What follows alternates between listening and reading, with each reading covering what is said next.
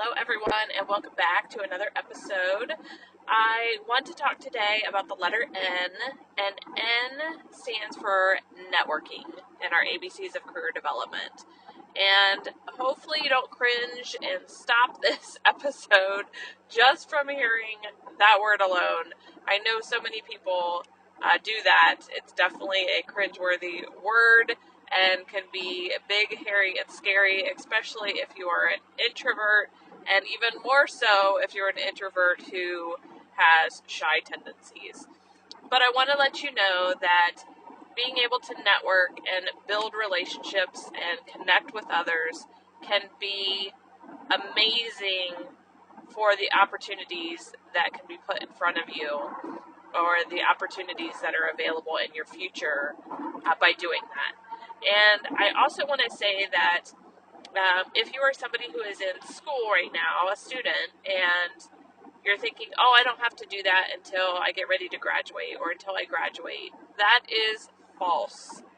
You absolutely should start as soon as possible to network and build relationships and build out that network. LinkedIn is an amazing tool to build out that network and to stay in touch with individuals and meet other people.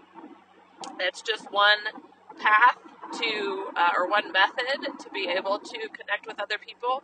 It's a great place that is kind of a repository for your network. So as you meet people at other places, other events, whether virtual or in person, I highly recommend that you connect with them on LinkedIn so that you can make sure that they're in your, this might be old school, Rolodex, your address book, that kind of thing, and your connections on LinkedIn. So networking, why are we so afraid of it?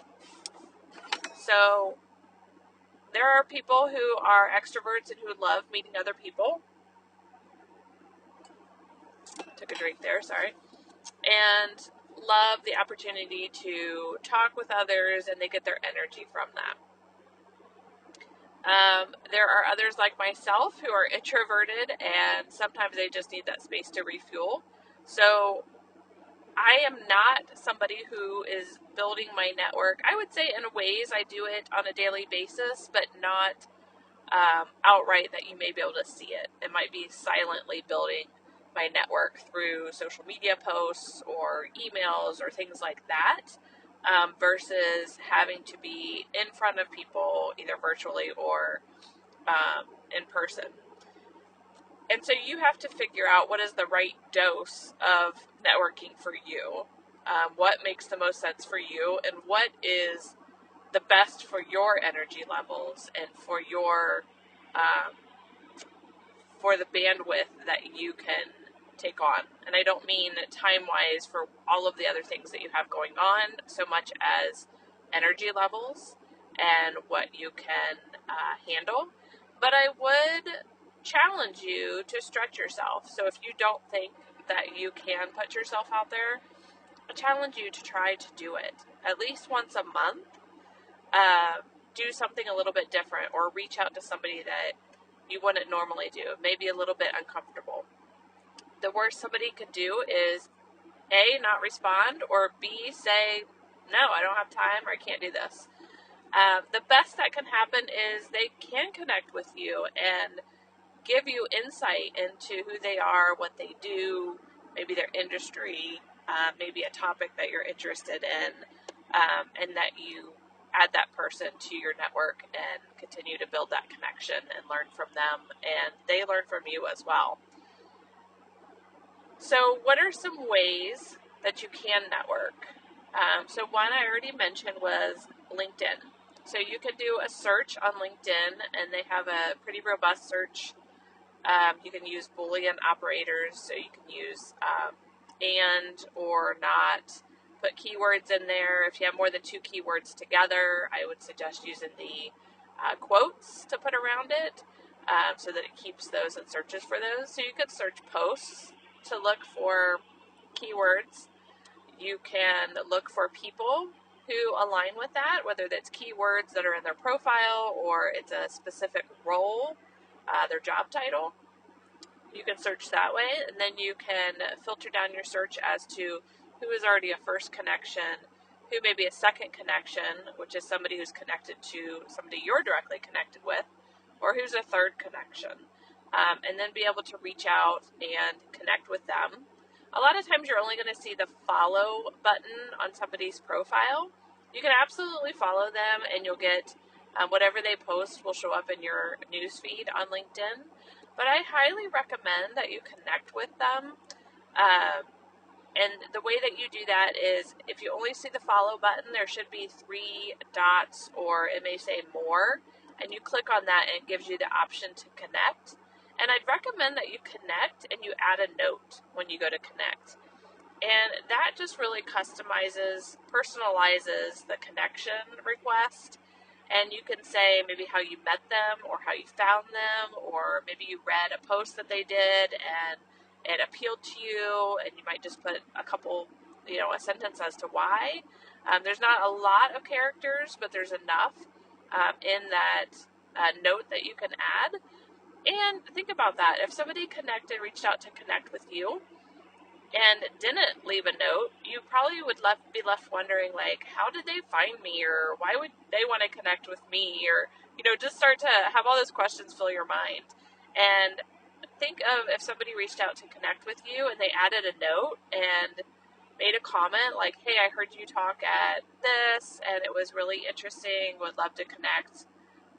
Or, hey, I saw a post on your profile, or I saw something in your profile and that aligned with what I'm interested in, would love to connect, something like that. And how pleasing to your heart that could be to get that kind of note. It's almost like if you get mail, instead of getting all these bills and junk and all this stuff that, everybody might get, getting a personalized card from somebody, just like a thank you card or a birthday card or something like that. That's what I think of when I think of like adding a note to those connection requests.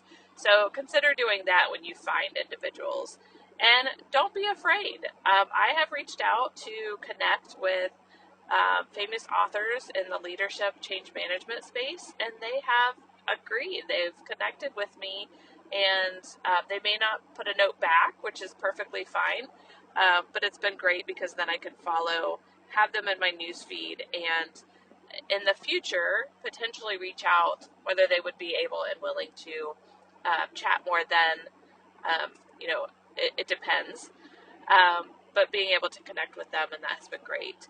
You can also connect, you can look at different universities and on LinkedIn and find, typically they have, under the university, you can find an alumni, and you can find people who have put that university as their alumni, and you can even go down to filter and sort by people who are in certain degrees, certain job titles, certain industries, certain companies, all of those types of things that are alumni for the university, and be able to connect with them that way.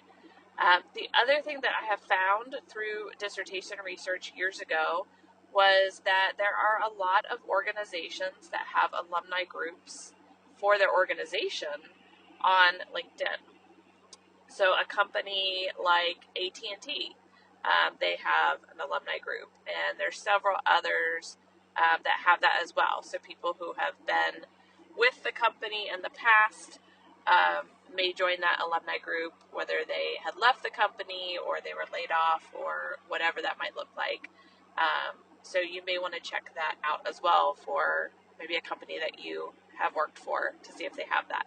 So lots of opportunities through LinkedIn to connect, but that is absolutely not the only way. That is one avenue to make connections, and it makes it easier too because it's all virtual. What I would recommend is that when you reach out and connect with people, consider maybe asking to do a coffee chat or an informational interview to learn more about them and what they do. You want to make sure that you're authentic in whoever you're reaching out, and that you're not just reaching out to like dozens of people, asking for this, trying to get a few back. You definitely want to be mindful of people's time, and thinking of being strategic about how and who you want to connect with. So LinkedIn is one option. Take a drink here. So other options are in person. So in person, you can look at what industry associations are related to the field that you're in or that you're interested in. Human resources is one example. There is the Society for Human Resource Management, SHRM. So you could go to shrm.org and find more out about that group and join that group and get more information and find different options to connect. A lot of groups like this have local chapters as well.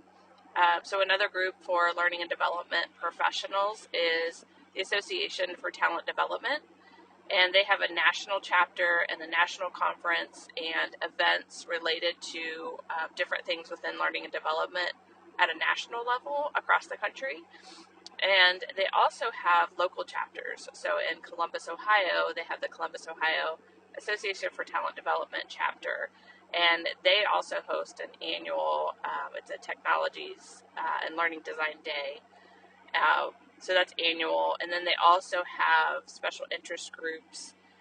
So they meet, I believe it's quarterly. So they have one organizational development. They have technology.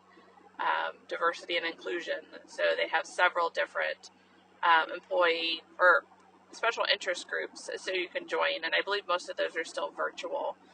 And so you can join those once a quarter and be a part of that if you're part of the chapter. So think about what's the industry or the area of specialty that you're in, and looking to see what kind of association or groups memberships are available for that, and what kind of events that they have. There's also so many different coaches out there that hold different events, or different organizations may host speakers that you can go and attend. I know people have looked at, I think it's Meetup, to see what different things are going on.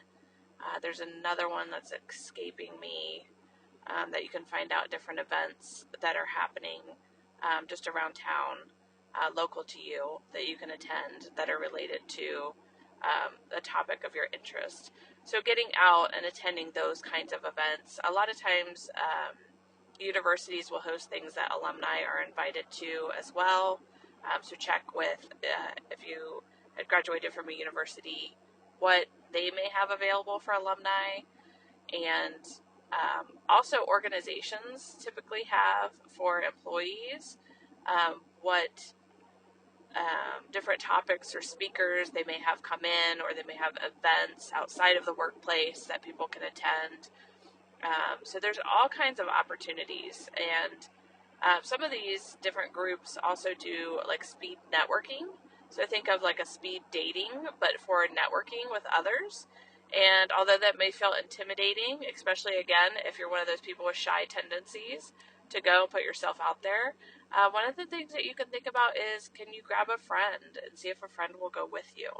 And maybe that'll make it a little bit more comfortable and easy to get yourself in there and explore that a little bit more and get to meet more people. Another way, in addition to those options, is leveraging social media. So in addition to LinkedIn, thinking about what is out on maybe Facebook or Instagram or TikTok, and following people, engaging in the posts. That helps you to build your connections as well. Referring or sharing people or topics with others, that is really helpful too to building your connections. The other thing is, so for the longest time years ago, I was really, really active on Twitter, which is now X. And I was able to find quite a bit. I think it was a hashtag. It was about, I'm trying to think of the term. I think it was more hashtag leadership, related to leadership, and possibly maybe management, but probably more leadership. And find different Twitter chats. They would have, I believe it was like once a week for some of those, where they would get on and they would ask a series of questions, and they would have them numbered. So number one, they would ask a question, and then the group of people participating in that tweet chat would reply, or they would post, number one, and they would put their answer, and then they would all use the same hashtag being in that tweet chat. And there's certain different apps that you can pull. I think TweetDeck was one. I don't know if that's still around. That you could follow like a specific hashtag and have that only in your screen, so you could follow that kind of tweet chat a little bit easier, or you could go back later on and look at that. But leveraging hashtags, especially in Twitter, they're used somewhat in LinkedIn, not so much on Facebook, definitely on Instagram and TikTok. I believe TikTok's a little bit not so much on there now.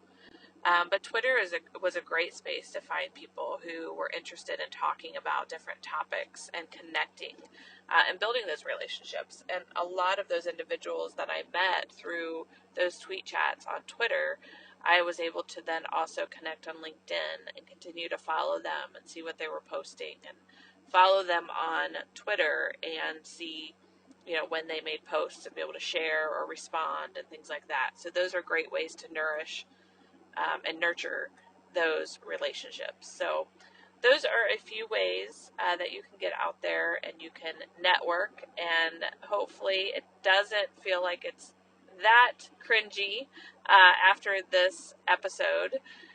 Would love to hear from you.